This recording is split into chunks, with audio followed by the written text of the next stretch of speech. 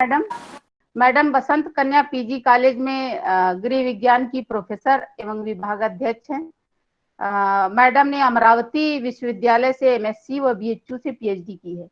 आपका 32 वर्षों का शैक्षणिक अनुभव है। मैडम के अवार्ड्स एवं फेलोशिप की लिस्ट जो मैंने आपके बायोडेटा में देखी काफी लंबी है, जो कम समय में उसका वर्णन करना थोड़ा मुश्किल है। फिर भी कुछ आपको बताना चाहूंगी। आपको 2014 में विद्वत जन सम्मान मिला, हैंडीक्राफ्ट के क्षेत्र में एक्सेलेंट कंट्रीब्यूशन का सम्मान मिला है, rural entrepreneurship and development award मिला है और कई ऐसे मेरिट अवार्ड्स प्राप्त हैं। आपने कई पीएचडी स्टूडेंट्स का निर्देशन किया है। 50 से ज्यादा राष्ट्रीय व अंतर्राष्ट्रीय संगोष्ठियों में प्रतिभागिता रही है। आपने कई वर्कशॉप आयोजित करवाए हैं। आपके कई प्रोजेक्ट वर्क हैं और आप कई कमेटीज की मेंबर हैं।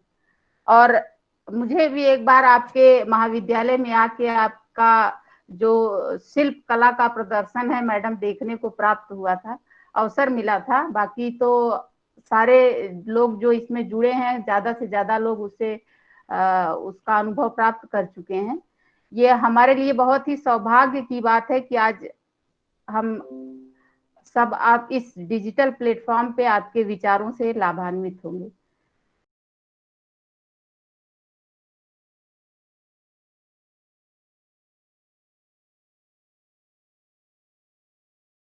एक दिवसीय वेबिनार भारतीय संस्कृति एवं विरासत के आयोजन में मुझे आमंत्रित करने के लिए मैं महाविद्यालय की प्राचार्य प्रोफेसर सुधा पांडे जी को धन्यवाद देती हूँ। साथ ही इस सेमिनार की आयोजिका डॉक्टर अरुंधति राय, डॉक्टर अंजू सोनकर और आयोजन समिति के सभी सदस्यों को धन्यवाद ज्ञापित करती हूँ कि आज आप लोगों ने मुझे अपने बीच कुछ विचार व्यक्त करने का मौका दिया। और सबसे विशेष धन्यवाद मैं अर्चना मैडम को देती हूँ कि जिन्होंने मेरे बहुत सारे स्लाइड्स जो मैं कहना चाह रही थी उसको आपने पहले ही प्रस्तुत करके मेरे कार्य को हल्का किया और थोड़ा समय मेरा बच जाएगा इससे। तो मैं आपको मैडम विशेष धन्यवाद देती हूँ। रीति रिवाज, विरासत और सभ्यता जैसी अनेक टर्म्स को आपने बहुत ही सरल तरीके से और विस्तृत तरीके से सबके बीच प्रस्तुत किया। तो आज का जो मेरा बेसिकली प्रेजेंटेशन है वो Indian folk art, the culture and heritage of India, folk art, the culture heritage of India. तो इस विषय पे मैं अपने विचार व्यक्त करना चाहती हूँ। जैसा कि मैडम ने भी बताया था कि भारत सांस्कृतिक विरासत की भूमि है और यहाँ पर अनगिनत आर्ट फॉर्म जो पूरे विश्व में अनोखे और प्रसिद्ध हैं। प्रत्येक कला की अपनी एक ऐतिहासिक पृष्ठभूमि और सांस्कृतिक और धार्मिक महत्व है और लगभग 2000 से अधिक जाति समुदाय के लोग भारत में रहते हैं और प्रत्येक प्रांत की कुछ विशेषताएं हैं और कुछ विशेष लोक कलाएं और ट्राइबल आर्ट कुछ समुदाय की और प्रांत की हैं। किसी विशेष समुदाय द्वारा निर्मित की जाने ये कलाएं किसी विशेष समुदाय और जाति द्वारा निर्मित की जाती हैं और पीढ़ी दर पीढ़ी स्थानांतरित होती है। जैसे कि मैडम ने भी बहुत सारे एग्जांपल्स दिए कि कैसे हम चीजों को अनदेखे ही सीखते चले जाते हैं, वही चीज फोक आर्ट और ट्राइबल आर्ट के साथ भी सिद्ध होती है। फोक आर्ट के अपने कुछ विशेष आर्ट फॉर्म होते हैं कि जो वहाँ की संस्कृति से, वहाँ के रीति रिवाज से और वहाँ की जो वातावरण है उससे प्रभावित होते हैं और कुछ कहानियां धार्मिक कृत्यों से जुड़ी हुई होती हैं। इस कला को सहजता और सभ्यता, इस कला को हम सहजता से और सृजनात्मकता से दर्शा सकते हैं और जो कि ग्लोबली इनको एप्रिसिएशन भी प्राप्त है और ये हमारी भारतीय मौलिक परंपराओं से जुड़ी हुई हैं। बेसिक जो फीचर्स है फोक आर्ट के वो है कि कलाओं को किस तरह से एक्सप्रेस किया जाता है। जैसे कि फाइन आर्ट्स का कुछ डिफरेंट शैली होती है, उसमें कुछ रूल रेगुलेशंस फॉलो किए जाते हैं, लेकिन फोक आर्ट और ट्राइबल आर्ट उनसे कुछ डिफरेंट होती है। यहाँ हर आर्टिस्ट को अपने अभिव्यक्ति के माध्यम को चुनाव करके व्यक्त करने की फ्रीडम होती है। अपने कल्चर को शेयर कर सकते हैं। कुछ जो रिचुअल्स हैं, जो फेस्टिवल सेरेमनी हैं, उनको विभिन्न माध्यम से एक्सप्रेस कर सकते हैं। भारत की ट्रेडिशनल हिस्ट्री और रिलीजियस सुपरस्टिशन को भी इन कला के माध्यम से प्रदर्शित किया जा सकता है। कला की विशेषता ये है कि इनमें जो रंगों का संयोजन है, शेडिंग के बजाय उसमें प्राइमरी रंगों को अधिक चटक तरीके से प्रयोग किया जाता है।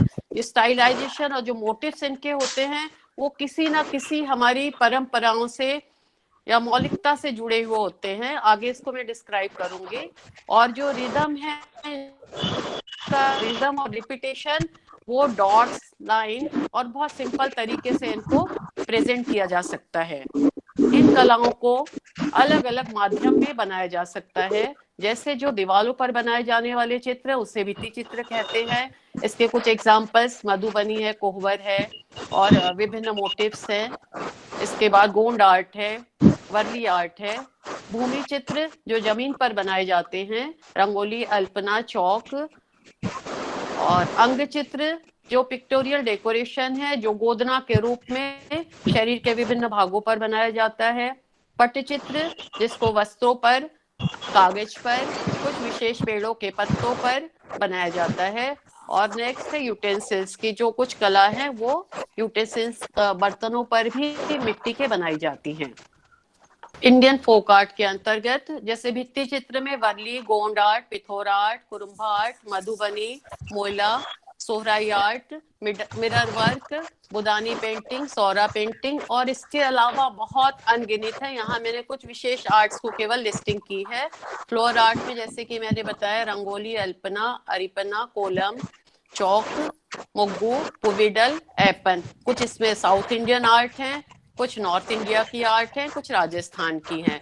पॉटरी के अंतर्गत terracotta, blue pottery, black pottery, red pottery, ये भी विभिन्न स्थान की हैं और इनको जीआई भी प्राप्त है। तो ये कुछ हमारी विशेष भारत की फोक आर्ट से रिलेटेड चीजें हैं। और फोक एम्ब्रॉयडरी का तो अपना विशेष स्थान है भारतीय संस्कृति में। इसे हम मैजिक ऑफ थ्रेड भी कहते हैं। इसके अंतर्गत चंबा रुमाल, फुलकारी, कश्मीर की कशीदाकारी, चिकनकारी, गुजरात की कच्छी भरत, बंजारा एम्ब्रॉयडरी, काथा, सुजनी, टोडा, गोटा पट्टी, जरी, मणिपुरी। इसके अलावा लिस्ट पूरे हर प्रांत की अपनी अपनी एम्ब्रॉयडरी की डिजाइन्स हैं। अब हम बेसिकली आते, मैंने यहाँ कुछ आर्ट फॉर्म को लिया है और उस पे विशेष रूप से मैं ये बताना चाह रही हूँ कैसे वो हमारे रिलीजन से या संस्कृति से जुड़े हुए हैं। जैसे मधुबनी, जैसा कि हम सब जानते हैं मधुबनी मिथिला की आर्ट है और मिथिला जनक जी की भूमि रही है। तो ये कितनी पुरानी विरासत है, इसको अंकित कर पाना मुश्किल है। और ये बेसिकली दीवारों पर बनाए जाते थे भित्ति चित्र, लेकिन जैसे जैसे चीजें परिवर्तित हुई हैं फैशन के दौर में, मॉडर्नाइजेशन में, इनके परिवर्तन भी हुए हैं। लेकिन जो बेसिक आर्टिस्ट हैं उन्होंने इस चीज पे ध्यान रखा है कि इनकी मौलिकता को वे उसी तरह से बरकरार रखें ताकि इसमें जो मधुबनी का ओरिजिनल इसेंस है वो दिखते रहे। इसमें जो प्रयोग किए जाने वाले चित्र हैं वो हमारे पौराणिक कथाओं से संबंधित हैं और कुछ एनिमल्स, बर्ड्स और फ्लावर्स कि जो हमारे यहाँ शुभ चिन्ह माने जाते हैं उससे संबंधित हैं। ये चित्र में आप देख रहे हैं कि मधुबनी आर्ट में ये दो स्टाइल दिखाए गए हैं। एक में तोता दिखाया, सुग्गा जिसे कहते हैं, ये बहुत शुभ माना जाता है। और दूसरे में राधा कृष्ण के चित्रों को दर्शाया गया है जो पौराणिक आधार पे हैं। अब इसके टेक्निकल डिटेल्स में ना जाते हुए मैं बस रिलीजन से या फिर कैसे परंपराओं से जुड़े हैं इस पे मैं ज्यादा प्रकाश डालती हूँ, क्योंकि टेक्निकल में जाने से बहुत सारी इसके ऐसी स्पेशलिटी है कि जो डिस्कस करने में काफी टाइम लग जाएगा। ये तीन स्टाइल है। मधुबनी कास्ट के आधार पे भी बनाई जाती थी। तो जैसे पहला ये ब्राह्मण स्टाइल है और इसको भरनी कहा जाता है फर्स्ट स्टाइल को। सेकंड है ये कछनी स्टाइल है जिसमें कि लाइंस का अधिक प्रयोग किया जाता है। तीसरा है गोदना स्टाइल है। तो ये स्टाइल अलग अलग कास्ट और क्रीड को दर्शाती थी, लेकिन इस समय तो आर्टिस्ट सारे स्टाइल्स पे काम करते हैं। ये है कोहबर जो कि पूर्वी उत्तर प्रदेश की बहुत ही शादी विवाह के समय इसको बहुत शुभ माना जाता है। कोहबर एक्चुअली ये दिखाता है कि जितने इसमें आप देख रहे हैं साइंस और सिग्नल है, बांस दिखाया जा रहा है कि जो वंश वृद्धि को दर्शाता है, चौक है शुभ कार्यों को दर्शाई जाती है, और कछुआ, सांप ये फर्टिलिटी को दर्शाते हैं, और तोता है ये शुभ चिन्हों को दर्शाता है और देवी देवताओं के चित्रों को भी इसमें दर्शाया गया है। कोहबर की हिस्ट्री मुझे लगता है अधिकतम लोग जानते होंगे। बिहार और पूर्वी उत्तर प्रदेश में शादी में कोहबर एक रूम में बनाया जाता है और उसे बहुत सुंदर तरीके से सजाया जाता है। और ये वहाँ यहाँ की परंपरा है, जब दुल्हन घर में आती है तो सबसे पहले उसे कोहबर में प्रवेश किया जाता है और ये माना जाता है कि उसके नए दंपति की जिंदगी बहुत बैलेंस तरीके से अध्यात्म और सोशलाइजेशन सारी चीजों को निर्वाह करते हुए वे अपना जीवन व्यतीत करें। ये इस कोहबर की थीम है। इसके बाद हम आते हैं गोंड आर्ट पे। गोंड आर्ट एक गोंड समुदाय के जो महाराष्ट्र, आंध्र प्रदेश और ये ट्राइब्स हैं, ये जनजाति हैं, इनमें जो मोटिव्स प्रयोग किए जाते हैं वो बेसिकली दीवार पे, घर की दीवारों पे बनाए जाते हैं। आप देखेंगे मोटिव्स कुछ डिफरेंट अनकॉमन टाइप्स के हैं। इसमें डॉट्स का और लाइन का प्रयोग किया जाता है। ये प्रदर्शित करते हैं कि जैसे कुछ अगर जादू टोना कोई करता है तो ये इनको रोकने के लिए कार्य करते हैं। कोई इविल स्पिरिट या कोई दुष्ट आत्मा घर में प्रवेश करती है तो उसको रोकने के लिए ये मोटिव्स कार्य करते हैं। ये इसका हिस्टोरिकल बैकग्राउंड है। और ये हमेशा जो ट्राइब्स हैं ये प्रकृति से जुड़े हुए रहे हैं हमेशा, तो इसलिए इनके जो मोटिव्स हैं उनमें प्राकृतिक मोटिव्स का प्रयोग किया जाता है।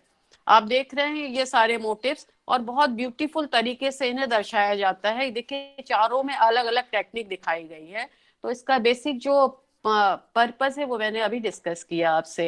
नेक्स्ट है वर्ली। ये भी ट्राइबल आर्ट है, लेकिन यहाँ रिलीजन को ना दर्शा करके यहाँ सोशल एस्पेक्ट को ज्यादा दर्शाया जाता है, क्योंकि वर्ली महाराष्ट्र में मुंबई के पास थाने जिले में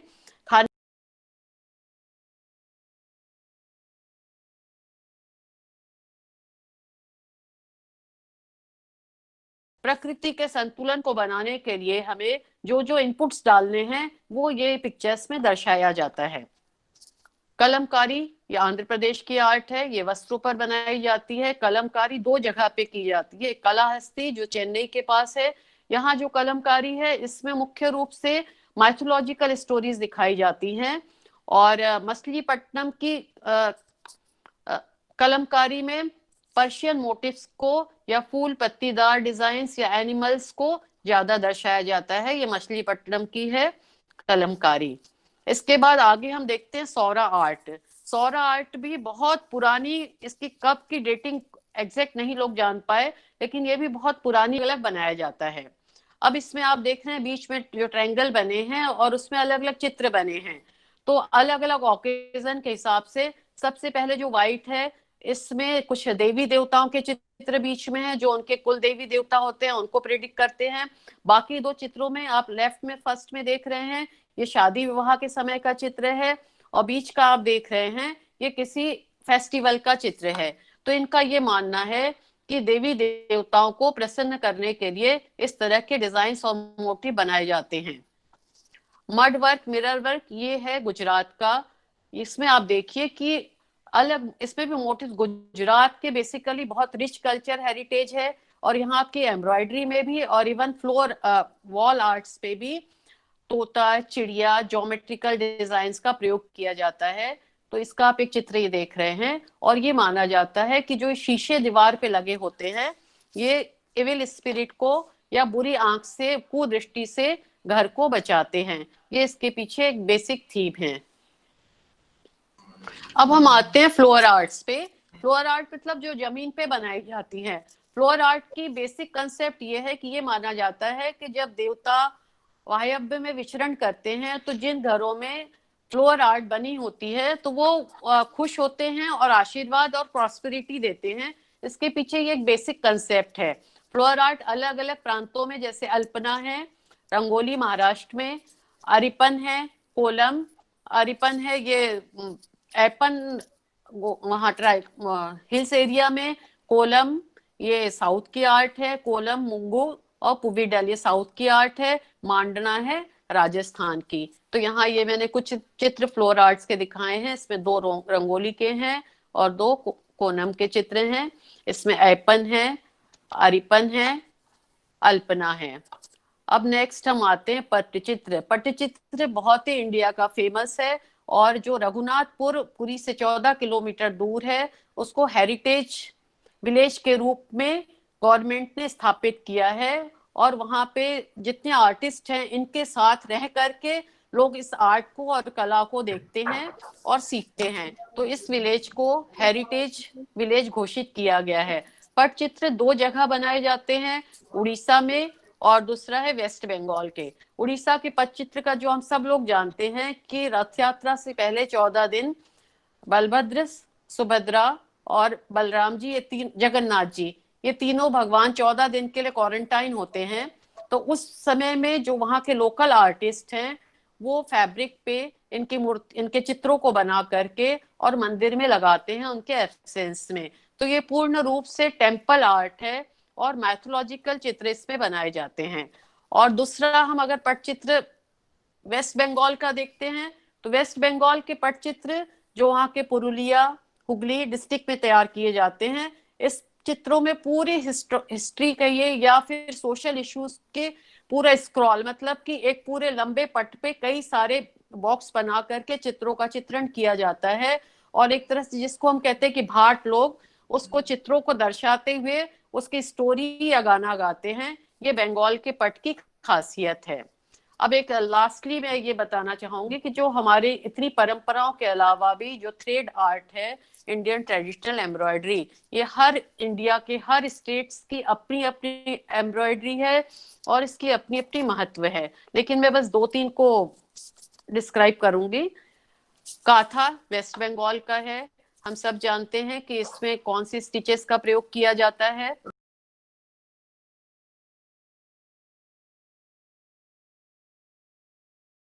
कि जैसे इसमें सीन्स या फ्लोरल डिजाइन्स भी लिए जाते हैं, अमिया के डिजाइन्स भी, और कुछ कुछ सोशल इश्यूज को लेकर के उन डिजाइन्स पे भी डिजाइनिंग की जाती है। लखनऊ की चिकनकारी, हम सब लोग अवगत हैं इससे। पूरा मुगल, इस चिकनकारी वर्क पे मुगल और पर्शियन आर्ट का इम्पैक्ट काफी दिखाई देता है। अब इसकी कितनी स्टिचेस है, किस तरह से बनाया जाता है, इतने डिटेलिंग में हम लोग नहीं जाते हैं। नेक्स्ट है जम्मू कश्मीर की कशीदाकारी। कश्मीर अपने आप में ही पृथ्वी का स्वर्ग कहा जाता है। तो वहां के जितने भी मोटिव्स हैं, वो उसी तरह की नेचुरल ब्यूटी से लेकर के उन पे कढ़ाई की जाती है। पंजाब की फुलकारी जो बहुत ही इमोशनल और बहुत ही अफेक्शनेट मानी जाती है। अब इसमें बाग और फुलकारी 2 तरह के क्लासिफिकेशन है। और इसको ये माना जाता है कि जिस घर में बेटी जन्म लेती है, उसकी माँ या दादी उस दिन से फुलकारी की कढ़ाई शुरू करती है, और जब उसकी विदाई होती है तो उसी फुलकारी के दुपट्टे से उसको विदा किया जाता है। तो ये एक अफेक्शन और लव का सिंबल है। बहुत डिजाइनर का रोल। और इसके अलावा बहुत सरकार द्वारा भी अलग अलग जोन में जोनल कल्चरल सेंटर स्थापित किए गए हैं, और इनके द्वारा कला के प्रोत्साहन को, कलाकारों को विभिन्न अवार्ड देकर के इन कला की पहचान और रिकॉग्निशन को बढ़ाया जा रहा है। Thank you. बहुत बहुत धन्यवाद मैडम। आपने बहुत ही सुंदर ढंग से इतने कम समय में भारतीय लोक कलाओं का के बारे में हमें बताया, और उसके दृश्यों के माध्यम से हमें उसकी सूक्ष्मता का ज्ञान कराया।